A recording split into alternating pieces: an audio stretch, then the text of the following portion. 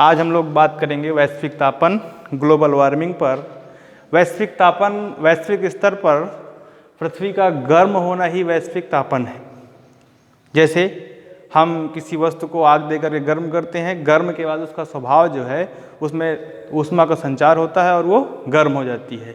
जो उसका वास्तविक नेचर है वो उसमें परिवर्तन आने लगता है। इसी चीज़ को हम जब पृथ्वी पर देखते हैं तो पृथ्वी का जो तापमान है जब बढ़ जाता है, तापमान बढ़ने के कारण पृथ्वी का जो नेचर है, स्वभाव है, उसमें वृद्धि, तो उसके तापमान में वृद्धि होती है। और जो जलवायु परिवर्तन है, विभिन्न प्रकार की समस्याएं हैं, पृथ्वी में ये घटनाएं घटित होने लगती हैं। ज़्यादा मात्रा में जब पृथ्वी गर्म होती है तो अपने स्वभाव में परिवर्तन करती है और उससे विभिन्न प्रकार की समस्याएं जन्म लेती हैं। इसी को हम वैश्विक तापन के नाम से जानते हैं। आज यह समस्या एक विकराल समस्या है। अगर पृथ्वी का तापमान लगातार इसी तरह से बढ़ता रहा तो जो ध्रुवीय क्षेत्र हैं वहाँ की बर्फ़ पिघल जाएगी और जो तटीय क्षेत्र हैं समुद्र के वो डूब जाएंगे, जिससे तटीय क्षेत्रों में रहने वाले जो लोग हैं उनको वहाँ से पलायन करना पड़ेगा, दूसरी जगह निवास करना पड़ेगा। तो ये विभिन्न प्रकार की समस्याएं वैश्विक तापन के कारण होती हैं। अब हम बात करें वैश्विक तापन के जो मेजर इफेक्ट्स हैं वो दो हैं। पहला ग्रीन हाउस इफेक्ट और दूसरा ओजोन लेयर डिप्लेशन, हरित गृह प्रभाव और ओजोन परत का क्षरण। तो इसके लिए जो कारक गैसें हैं वो है CO2, CH4, carbon dioxide, methane, nitrous oxide, ozone, hydrofluorocarbon और H2O या जलवाष्प। ओजोन लेयर डिप्लेशन में CFCs, chlorine, fluorine and carbons, nitrogen oxide, HFC, ये ऐसी गैसें हैं जो हरित गृह प्रभाव में इफेक्ट डालती हैं और ओजोन लेयर डिप्लेशन में ये वाली गैसें प्रभाव डालती हैं। अब हम ये एक थर्मामीटर के माध्यम से दिखाया गया है कि पृथ्वी का जो तापमान है वो बढ़ रहा है। अब हम इस ग्राफ के माध्यम से समझते हैं, ग्रीन हाउस इफेक्ट की बात करते हैं। हरित गृह प्रभाव जो है, सूर्य से आने वाली जो UV रेज है, अल्ट्रावायलेट जो रेडिएशंस होता है सूर्य से आने वाला, ये पृथ्वी पर आता है। इसको सौरिक विकिरण कहते हैं, सूर्य से आने वाला। ये जो सूर्य से प्रकाश आ रहा है, सूर्य से आने वाले प्रकाश के बीच में हमारा जो वायुमंडल है, इस वायुमंडल में एक गैसों का आवरण, जिसको हम हरित गैसों का आवरण कह सकते हैं, ये आवरण वायुमंडल में मौजूद है।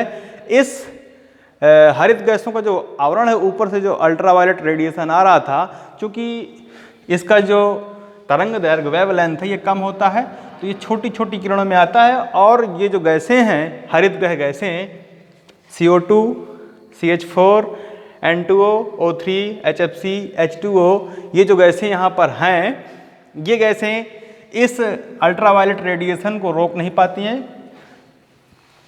आ जाता है। उसका कारण यह है कि इनका जो वेवलेंथ है, तरंग दैर्घ्य, ये छोटा रहता है। अब आने के बाद जब ये जो प्रकाश है आने के बाद जब धरती की सतह से टकराता है, टकराने के बाद वापस मुड़ता है, तो इसको हम पार्थिव विकिरण या पृथ्वी से जाने वाला जो रेडिएशन होता है उसको कहेंगे। तो चूँकि टकराने के बाद साइंस में जब प्रकाश किरण टकराती है तो उसकी गति धीमी होती है, और जब गति धीमी होती है तो उसको जो वेवलेंथ है, तरंग दैर्घ्य, वो बढ़ता है। तरंग दैर्घ्य बढ़ने के कारण इसकी जो चौड़ाई है, ये लंबाई बढ़ जाती है। क्योंकि ये पतली पतली सूक्ष्म किरणें थी, अब थोड़ा सा बड़ी किरणें हो जाती हैं। बड़ी किरणें होने के कारण अब यहाँ पर गैसों का आवरण है, जो गैसें आने के समय मिली थी वो पतला था, छोटा था, इस कारण से सूक्ष्म होने के कारण आ गया। लेकिन अब यहाँ से जाने में उसको प्रॉब्लम होती है, तो कुछ तो रेडिएशन बाहर चला जाता है, लेकिन कुछ रेडिएशन पृथ्वी पर वापस लौट आता है। अब ये वापस लौट आना, इसको सोख लिया जाना, ये जो ग्रीन हाउस जो गैसें हैं, ये गैसें यहाँ पर इन पार्थिव विकिरण को सोख लेती हैं या और कुछ को वापस कर देती हैं। ऐसी स्थिति में जो पृथ्वी का तापमान है वो बढ़ जाता है। अब इसी चीज़ को हम इस ग्रीन हाउस इफेक्ट के माध्यम से समझते हैं। हरित गृह प्रभाव, सूर्य से आने वाली जो रोशनी है, इस रोशनी को एक बड़ा सा फार्म हाउस या कृषि का फार्म हाउस, इस तरह घर जैसे बना दिया जाता है और उसकी दीवारें कांच या प्लास्टिक की बना दी जाती हैं, ताकि जो रेडिएशन है, सूर्य की जो किरणें हैं, वो अंदर आएँ लेकिन बाहर न जा पाएँ। अगर बाहर न जा पाएंगी तो इधर का तापमान बढ़ जाएगा। अब मौसम ठंडी का है, हमें कटहल मान लीजिए आता है, ठंडी के मौसम में ये फल नहीं आता, ये आता है गर्मी के मौसम में। अब ऐसा कहाँ से हो गया कि ठंडी के मौसम में कटहल आने लगा, आम आने लगा? तो इसके लिए जो व्यवस्थाएं हैं, विभिन्न प्रकार की सब्जियां उगाई जाती हैं, तो इसके लिए एक कंसेप्ट है कि ऊपर से सूर्य का जो प्रकाश है उसको सोख लिया जाता है, और जब एक बंद कमरे में या बंद बड़े से घर में वो स्टोर होता है तो वहाँ का तापमान बढ़ जाता है। अब इसकी जो दीवारें हैं, ये दीवारें बाहर प्रकाश को नहीं जाने देती, सूर्य की जो ऊष्मा है उस ऊष्मा को सोखने का कार्य करती हैं, और बाहर जाता है तो भी बहुत थोड़ा सा पहुँच पाता है वायुमंडल में। तो यहाँ का जो तापमान है इसके अंदर का ये बढ़ जाता है। तापमान बढ़ने के कारण यहाँ पर जो फसलें उगाई जा रही हैं, ये हरे कलर का जो फसलें हैं, ये फसलें विभिन्न प्रकार की हैं, लेकिन हमने इसको हरे से डिनोट किया है। तो ये जो फसलें हैं ये उगाई जा रही हैं, इस यहाँ पर तापमान बढ़ने से जो बेमौसम फसलें हैं जिनको उच्च ताप की आवश्यकता है, वो ठंडी के मौसम में भी अपना जो नेचर है वो बदलेंगी, और उसमें जो गर्मी में जो चीज़ देती हैं वो ठंडी में वो उत्पादन होने लगेगा। तो इससे क्या है, हम लोग विभिन्न प्रकार के विभिन्न देशों में ग्रीन हाउस इफेक्ट, जो ग्रीन हाउस है इसके माध्यम से तापमान बढ़ा करके उस जगह का, और यहाँ पर फसलों को उगाते हैं तो यहाँ का तापमान बढ़ जाता है। इसी कंसेप्ट को हम ग्रीन हाउस इफेक्ट जो ग्रीन हाउस इफेक्ट है पृथ्वी पर, यही सेम कंसेप्ट है। जो चीज़ यहाँ पर सूर्य की एनर्जी को स्टोर किया गया था, वायुमंडल में वापस जाने से बचाया गया था ताकि यहाँ का तापमान बढ़ जाए, यही सेम काम ये जो ग्रीन हाउस गैसें हैं, carbon dioxide, methane, nitrous oxide, ozone, HFC, HO2, ये जो गैसें हैं ये यही काम करती हैं। सूर्य से आने वाली जो एनर्जी है, ऊर्जा है, ऊष्मा है, इसको या तो सोखती हैं, वापस पृथ्वी पर भेजती हैं, ताकि पृथ्वी का जो तापमान है, ये पृथ्वी का तापमान बढ़ जाता है। हाँ, पृथ्वी का तापमान होना आवश्यक है, अगर तापमान नहीं होगा तो ठंडी हो जाएगी, शुक्र ग्रह की भांति व्यवहार करेगा, तो विभिन्न प्रकार की समस्याएं पैदा होंगी।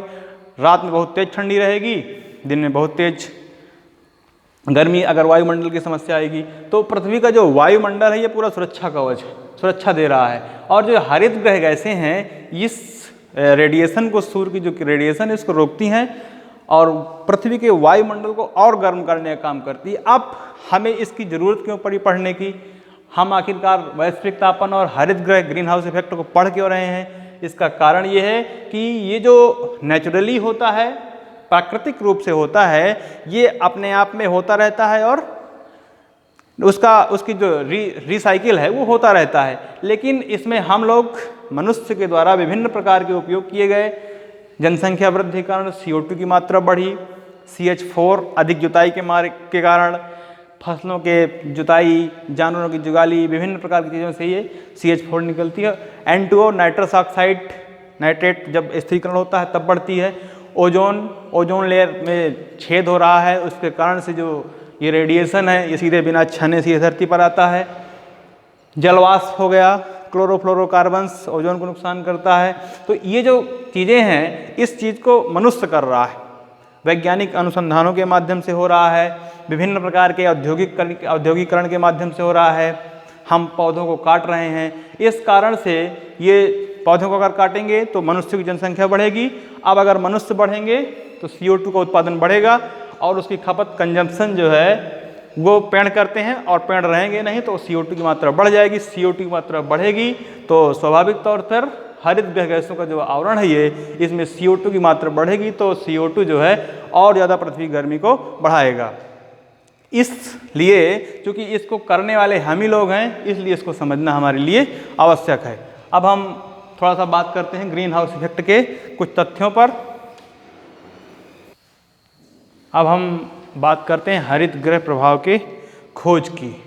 तो खोज की बात 1824 में जोसेफ फोरियर द्वारा इसकी खोज की गई थी। इसकी कल्पना पहली बार इसको देखा गया था, और 1896 में पहली बार स्वेंटी आरहेनस द्वारा इसकी मात्रात्मक, इसकी जो क्वांटिटी थी उसकी जांच की गई थी कि ये वास्तव में ऐसा होता है कि नहीं, पृथ्वी का तापमान इन गैसों के माध्यम से बढ़ता है कि नहीं। इसकी जांच 1896 में स्वेंटी आरहेनस और 1824 में जोसेफ फोरियर द्वारा ये पता किया गया कि वास्तव में पृथ्वी गर्म हो रही है या नहीं गर्म हो रही है।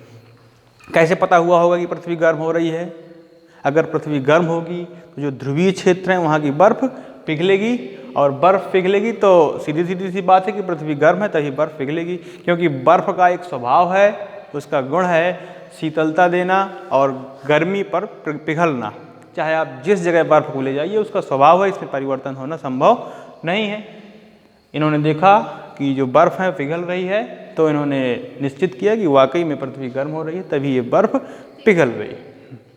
अब वायुमंडल में जो गैसें हैं इनका असंतुलन है, ये अभी हमने इस पर बात की थी। अब ये होता क्यों है? मानव के द्वारा जो क्रियाकलाप हैं उनकी बात करें तो ऊर्जा उत्पादन, जैसे हम ऊर्जा उत्पादन के लिए न्यूक्लियर एनर्जी पर बात करते हैं। न्यूक्लियर एनर्जी, इसमें हाइड्रोजन बम और हाइड्रोजन के माध्यम से ऊर्जा करते हैं, और परमाणु बम के माध्यम से, यूरेनियम के माध्यम से, जैसे तापीय भट्टियों में लगा करके उपयोग करते हैं। तो ये जो ऊर्जा उत्पादन का कार्य है, इससे निकलने वाली जो ऊष्मा है, ऊर्जा है, यह पृथ्वी के तापमान को और बढ़ाती है। औद्योगिक कार्यों में विभिन्न प्रकार के औद्योगिक कार्य, वहाँ पर विभिन्न प्रकार की गैसें निकलती हैं, carbon dioxide, carbon monoxide, sulphur dioxide, nitrogen oxide, विभिन्न प्रकार की गैसें निकलती हैं, और ये पृथ्वी के तापमान को बढ़ाने में महत्वपूर्ण भूमिका अदा करती हैं। आवनीकरण, अगर हम वन न रहेंगे, तो अभी बात की थी हमने, अगर वन न होंगे तो मनुष्यों द्वारा निकाली गई कार्बन डाइऑक्साइड, औद्योगिक केमिकल फॉर्म में औद्योगिक रूप से निकाली गई कार्बन डाइऑक्साइड, विभिन्न प्रकार की और गैसें, ये सब मिल करके इनकी जब खपत नहीं होगी, वन नहीं होंगे, तो कार्बन डाइऑक्साइड की खपत नहीं हो पाएगी। अब एक चीज़ और है, इसके कारण से जो कोरल ब्लीचिंग होती है, कोरल ब्लीचिंग, कोरल जो होता है प्रवाल, इसमें इसका सफ़ेद पड़ जाता है, इसके ऊपर से जो शैवाल होता है ये हट जाता है। अब चूँकि शैवाल और ये दोनों एक साथ रहते हैं, कोरल, शैवाल हटा तो कोरल के ऊपर जब उसकी परत हट जाती है तो उसका शैवाल कोरल ब्लीचिंग हो जाती है, उसके कारण से उसका जो जीवन है वो कोरल खत्म हो जाता है, नष्ट हो जाता है। और इनकी एक खासियत होती है कि ये जीव होते हैं, ये अपनी एक पीढ़ी के मरने के बाद उसके ऊपर दूसरी पीढ़ी रहने लगती है। तो इसका एक सिस्टम है। अब अगर पौधे नहीं होंगे तो कार्बन डाइऑक्साइड का जो कंजम्पशन है, जो उसकी खपत है, वो नहीं हो पाएगी, तो कार्बन डाइऑक्साइड की मात्रा बढ़ जाएगी। बढ़ जाने से पृथ्वी का तापमान बढ़ जाएगा। कृषि कार्यों से हम मीथेन गैस, जुताई से, जानवरों की चुगली से, जो चुगाली करते हैं, जुगाली, उससे, जुताई से, धान की खेती से, दीमकों से, ये विभिन्न प्रकार के क्रियाकलाप हैं जिससे मीथेन गैस की मात्रा बढ़ती है।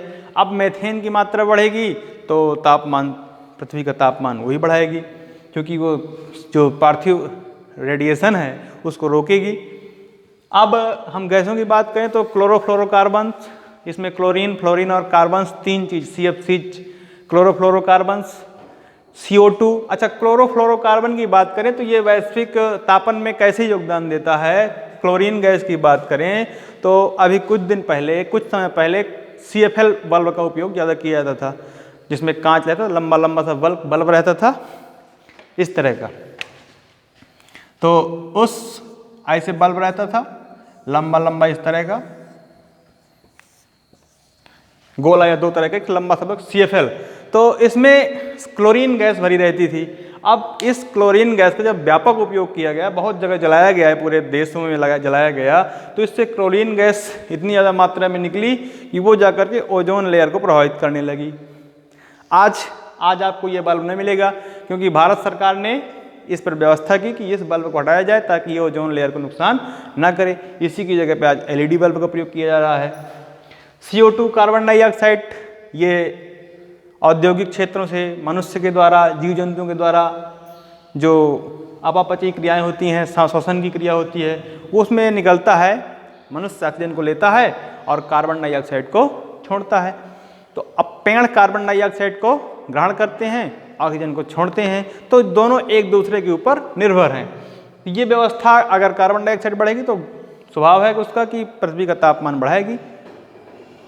कार्बन डाइऑक्साइड गैस को गरीबों का कंबल इसीलिए कहते हैं क्योंकि गरीबों के पास व्यवस्था नहीं दे पाती ज़्यादा कपड़ों की, तो कार्बन डाइऑक्साइड गर्मी को बढ़ाए रखती है, तभी वो यहाँ पर लोग सर्वाइव कर पाते हैं। नहीं तो अगर गर्मी कम हो जाएगी तो फिर लोगों को सर्वाइव करना ही मुश्किल होगा, तो गर्मी को व्यवस्थित भी करती है। CH4 मेथेन की बात की, नाइट्रस ऑक्साइड जो नाइट्रेट स्थिरीकरण का कार्य होता है, नाइट्रिफिकेशन, इस कार्य में नाइट्रोस है जो नाइट्रस ऑक्साइड गैस है ये निकलती है और ये भी तापमान को बढ़ाने का कार्य करती है।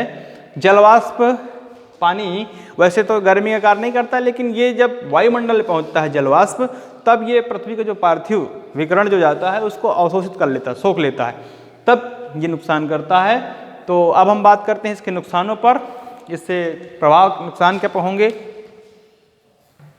अब हम बात करते हैं वैश्विक तापन से होने वाली हानियां या नुकसान के बारे में।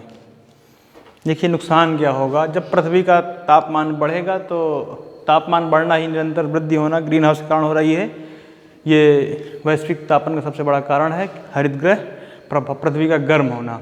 अब बढ़ते तापमान का असर विश्व भर के मौसम तंत्र पर पड़ रहा है। मौसम, जैसे किसी जगह का मौसम ठंडा है, जो विषुवत रेखा से इक्वेटर से दूर के क्षेत्र हैं उनमें क्रमशः तापमान घटता चला जाता है। अब तापमान बढ़ेगा तो वहाँ का जो मौसम तंत्र है बिगड़ जाएगा। किसी भी देश का तापमान बढ़ने से कोई प्राणी, यहाँ जिस जगह के प्राणी कम तापमान पर अनुकूलित हैं, अगर वहाँ का तापमान बढ़ जाएगा तो वहाँ की समस्या बढ़ जाएगी। अब वो जो ठंडे तापमान पर रहने वाले हैं उनके लिए गर्म हो जाएगा तापमान, तो वो मैनेज कंट्रोल अपने आप को नियंत्रण अनुकूलित नहीं कर पाएंगे। इससे कहीं फिर पानी होगा। अब पानी का कारण क्या है कि जो मेल्टिंग होगी, बर्फ़ का द्रवीकरण होगा, उसके कारण से नदियों पर वर्ष भर पानी रहेगा लगातार, लेकिन जो ध्रुवीय बर्फ़ है वो पिघलेगी। अब तो कहीं पर गर्मियों में बाढ़ आ जाएगी और कहीं कहीं सूखा पड़ जाएगा। जहाँ नदियाँ नहीं हैं वहाँ पे सूखा पड़ जाएगा। हाँ, अब तापमान से वर्षा होती है, लेकिन अब तापमान ज़्यादा हो रहा है, वहाँ पर पानी की व्यवस्था नहीं है, या पानी जो वाष्पीकरण कम हो पा रहा है, कहीं ज़्यादा पानी बरस रहा है, कहीं कम बरस रहा है, तो ये समस्या आएंगी। खाद्य पदार्थों की उपज गड़बड़ा जाएगी। जैसे कुछ दिन पहले हम लोग देखते रहे हैं कि अलसी, जिसको क्षेत्रीय भाषा में बिजरी बोलते हैं, ये जो खाद्य पदार्थ है इस समय इसका उत्पादन जो है वो गिरता चला जा रहा है। पहले बहुत ज़्यादा होता था। कारण क्या था इसका कि इसके लिए जो ताप की जो दशाएं थी अनुकूलित, वो आज कल नहीं रह पा रही। गर्मी ज़्यादा बढ़ रही है, इसकी उपज कम होती चली जा रही है।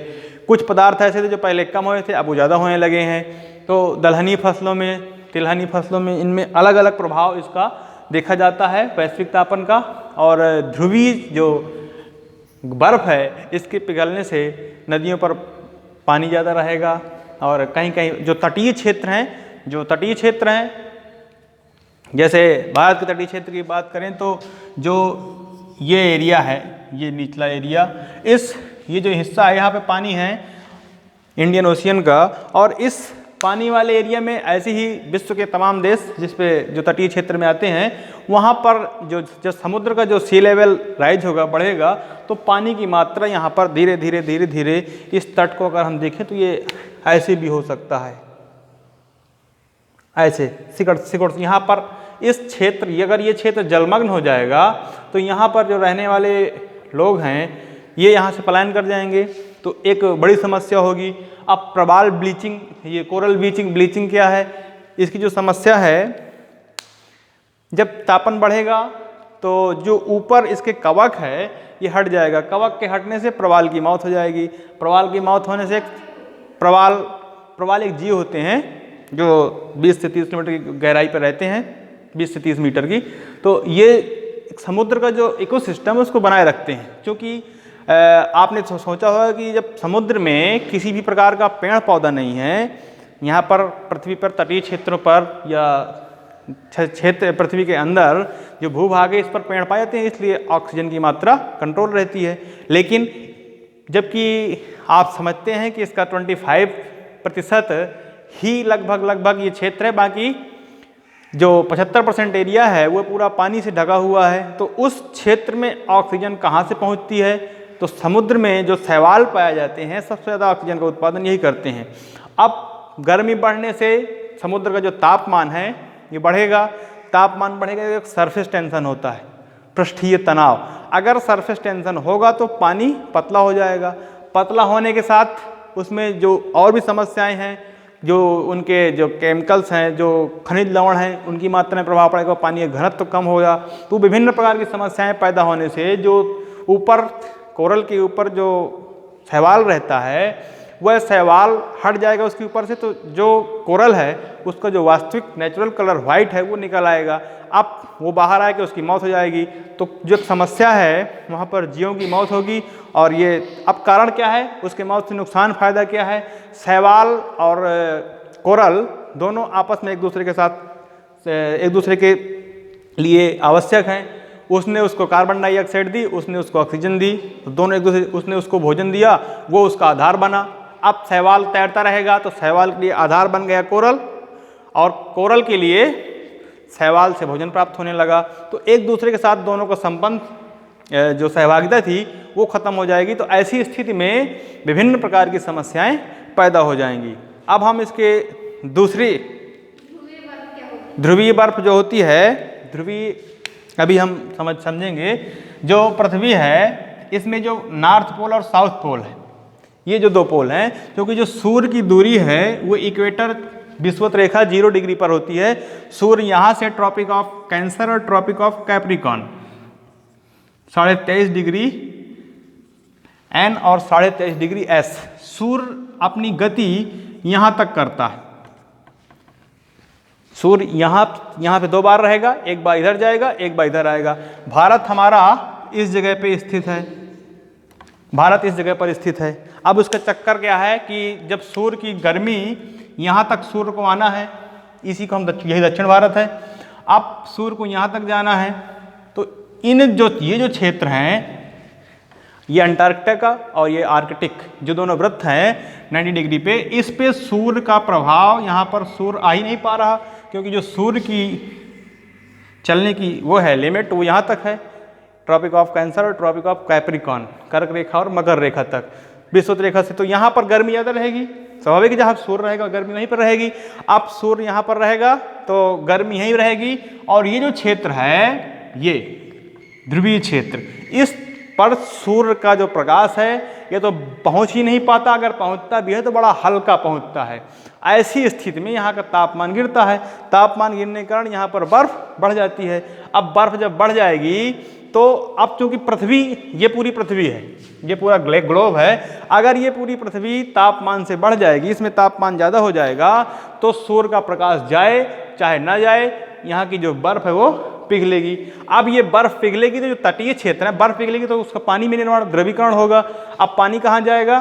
पानी जाएगा इस क्षेत्र पर जहाँ पर समुद्र है, वो पूरा बह करके नदियों के माध्यम से समुद्र में आएगा और यही तटीय किनारों को डुबोएगा। तो यहाँ पर रहने वाले लोग बेरोजगार हो जाएंगे, मर जाएंगे या उधर से पलायन कर जाएंगे।